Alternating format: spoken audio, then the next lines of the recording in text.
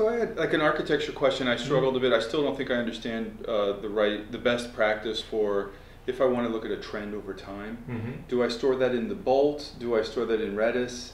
And then how do where do I persist, say, the last 10 minutes of data as I'm building a histogram of tweets, say?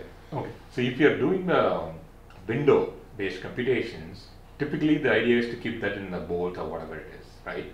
So the Bolt, which is computing the moving window aggregate, or the what do you call the timed window aggregate, whichever might be the case. So all bolts check the clock, then they decide, now I'm going to basically report in my aggregated data. Yes. And push it out. Push it out. So now when you report that, so the time window determines what is your analytics is about, right? So now once you decide the time window, then at the end of the time window, you can emit a particular tuple. For this time window, this is my result of the analytics. Okay. Right. So that gets stored into the persistent store. I see.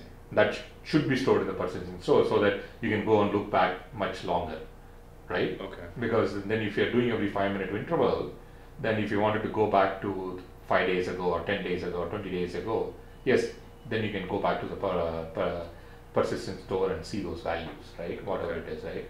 On the other hand, like if it's a moving aggregate, then for every change in that time, for example, the last 5 minutes of a moving aggregate, if a 1 minute elapses, then every 1 minute you have to write that moving aggregate, assuming that you want a minute interval, right? I see. So on the other hand, if it is a timed window, then every 5 minutes you write that persistently. On a moving window of 1 minute, moving window over 5 minutes, then every minute you write that persistently. Then you can get the moving aggregate over a period of time. Okay. Right?